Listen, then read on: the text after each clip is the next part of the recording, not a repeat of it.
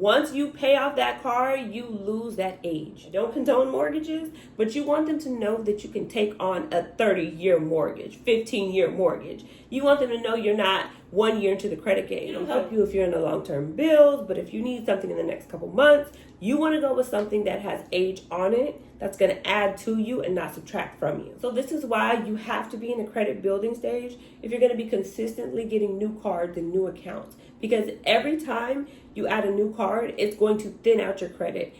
Welcome in, YouTube. It's another day with Amber Maniac. I feel grateful that we are building on this credit thing. I hope you've watched all of my videos so that you can collect this information and it can start to connect with each other, because it's a big comprehensive subject. Today we're going to discuss credit age. Credit age is 25% of your credit score. That's less than the payment history. Not as much as utilization, but it's a big factor if you want to get approved, especially for a house. Cars, yes. Credit cards does help. Other installment loans, of course it helps. So it is 25% of your credit score, right?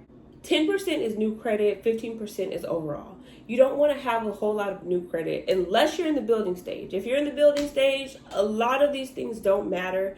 But if you are in the big purchase, acquiring asset stage, then you want to make sure you want to have as little new accounts as possible. Or you also want to factor in making your credit age look stronger. Trade lines help for this, of course. We'll get into that later. Now, your credit age is factored in by all things like credit cards, student loans, mortgage, rent, utilities, personal loans, even child support, as well as your negative items.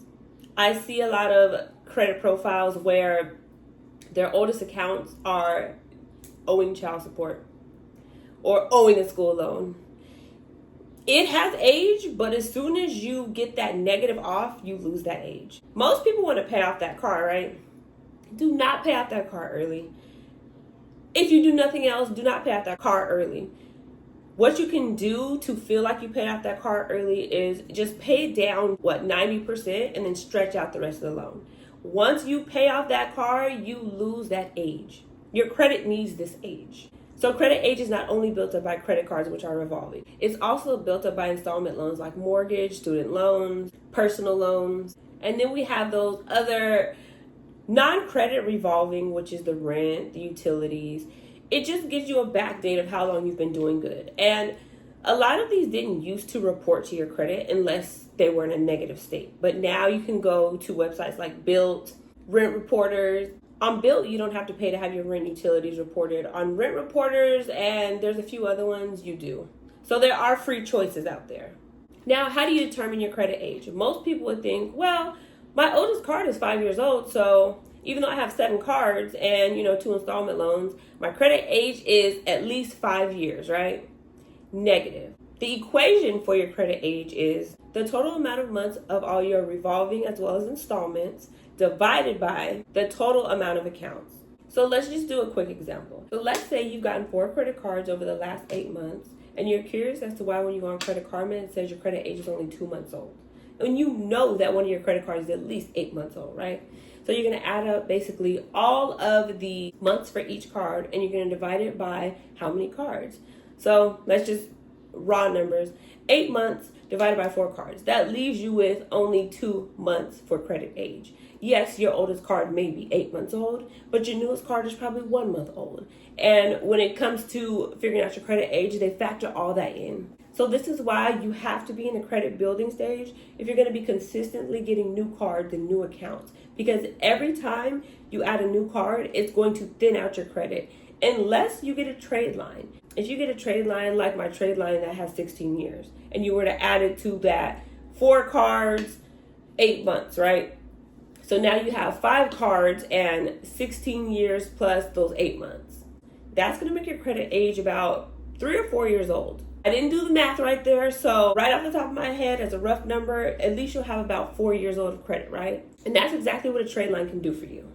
Your credit age is just the average of all your revolving and non-revolving accounts divided up by the total number of them. So of course, this isn't the craziest topic on credit. And of course, we don't need to spend a whole lot of time on it. So I'm glad I could keep this one short and sweet for you guys. Please rewatch this if you need a better understanding. After you watch this video, go ahead and go on Credit Karma. Go ahead and look for your credit age. See how many accounts you have, what your oldest account is, see what your newest account is. See if you can do the math on your credit age.